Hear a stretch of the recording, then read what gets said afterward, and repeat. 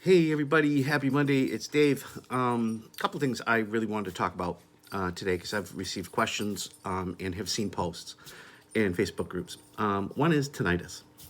Tinnitus, there's really not a lot that can help you with it. It comes and goes. Sometimes it's 24/7. Mine's 24/7. And it's I've learned to live with it. And it's kind of like what you have to do. It's one of those things that you have to learn to live with sometimes. And it's hard. And it took me a long time. And if it wasn't for my friend Gina Marie, I would not have learned this. To, try to tune it out, try to, whatever. But I get it. I do. But what I really do, if it really gets too bad, is I do take Valium. Because it does calm down. Valium is a sedative. It calms your nerves down. So, tinnitus is coming from the nerves in your brain. So I will take that, and it will calm down enough for it to be bearable. But I do get that it's debilitating and everything else. And really, there's not a lot that you can do with it. I've heard people talk about flavonoid, and I think you could pick that up at Wegmans. I mean, not Wegmans, Walgreens or CVS or wherever you are. I don't know. I think Osco Drug is big out in Utah or whatever. Rite Aid. You can pick that up there, or you can buy it on Amazon. Personally have never tried it, but I hear people have used it and it has worked well. So that would be one thing you might want to try if your tinnitus is really, really bad. But for me, I haven't tried it. I take enough stuff that, I get diabetes as well, so I do take enough medication. So I try to not take as much as I have to. So, yeah, flavonoid is something you might want to try. Other than that, there's really nothing. And even with a labyrinthectomy, you still get the tinnitus. It's like, Meniere's is the funniest thing. You go deaf, whether it's from a surgery or, just Meniere's itself, but you still have that tinnitus. So how can you be deaf and still have tinnitus? Well, because it comes from the brain. So yeah, it's really hard, and I wish I had more answers for somebody with tinnitus. I've seen products out there, and I don't trust them. These goggles or whatever that can cure everything, and the Dr. Dingleballs. I'm sorry to say that, but I can't think of another name for these people that try to sell you herbs or whatever, and you're probably getting sugar pills or who knows, that say they can cure everything, and that's a joke. But yeah, for tinnitus, is really nothing that I know of, and you just kind of have to deal with it, and you talk to your doctor about getting diazepam or Klonopin or something.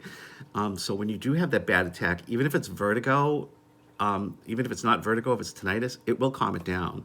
My ENT had told me that the diazepam will calm down the tinnitus. It won't take it away, but it will calm it down because it's your nerves. So on that note, tinnitus. Sorry, it's all I got for you for tinnitus, and I'm only making this video because a couple people have asked me about it. The second thing is surgeries that can help. I saw a couple posts about that. Now, I had a labyrinthectomy done in my left ear, okay, in 2019. And for 11 months afterwards, I was fine. I did great. I was getting ready to go back to work. I was like, this is awesome. My life is back. I started walking again. I was back up to 2 or 3 miles a day, 3 or 4 miles a day. Everything was looking good. And all of a sudden, the vertigo and everything came back. Now, it didn't come back because the labyrinthectomy didn't work. It's in my right ear now. I've been diagnosed bilateral. So now, they can't really do anything. They can do that epileptic shunt surgery, which the doctor and I have talked about. We decided at this point not to do it, where it's the only ear I hear from, and he doesn't want to take a chance on ruining the hearing in that ear. So we've decided to, as of this moment, live with it, and we'll come back in June and see how it goes.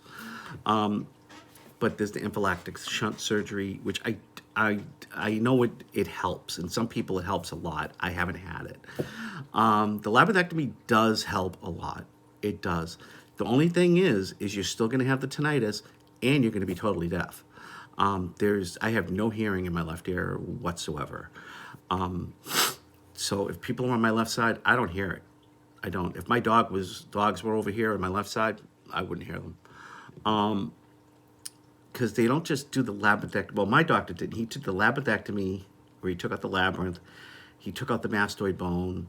He took out the 3 little bones inside the ear that vibrate against the cochlea or whatever, the nerve. So he took those out as well. So all that's gone. And yeah, I don't have any hearing. But for 11 months, and I went through the vestibular therapy, which is another thing that you could try to do before having a labyrinthectomy. I went through a lot of things before I had a labyrinthectomy. It wasn't just, I got Meniere's, okay, cut my ear open. No, I had vestibular therapy. I had prednisone twice, the steroid shot, Dextra, whatever it is. I had that shot. I had 5 gentamicin shots, and nothing was working. But the only thing that nothing was working. So that's when we went with the surgery. So it took a while. It wasn't something that, I went doctor diagnosed me with Meniere's and said, oh, let's do a labyrinthectomy. And I went, okay. I cut my head open. So it went a while. But those are some options that you can do. The one thing with the prednisone is, I will say, is when I have been on prednisone, because he's puts me on it for my right ear once in a while, the tinnitus tends to disappear. But you're taking a strong dose, and then you're going down to nothing. So it disappears for a little while, and then it comes back. I think the last time I took it, it disappeared for like 2 weeks, but it came back. So I don't know if there's a correlation between the prednisone and tinnitus, but that was my experience. So I hope that answered some questions out there that people have had about the surgeries and tinnitus. The surgeries I know a little bit more about. There's also the VNS surgery where they cut the nerve. They just cut the balance nerve. But the risk with that, in any of these surgeries, that's another thing. Anything of these surgeries that you have, there's a risk, especially with the anaphylactic and the vagus nerve. I don't know why I said that. The balance nerve, because if they cut that, your hearing nerve is right on top of it. So if they cut that and nick the hearing nerve, you might go deaf. And your facial nerve is not far from there. So you could wind up having permanent damage with that and have like Bell palsy for the rest of your life. I have a cousin who had the tumor on the nerve, and they went to take it out, and the doctor nicked the facial nerve. And she's like this now. I shouldn't have made that face because she's still beautiful in my eyes. But yeah, she's got Bell palsy now, Bell palsy for the rest of her life because of that. So those are things you got to take into consideration when you talk about like the nerve surgeries. You really got to take into consideration that you might end up with facial paralysis. So be careful with that.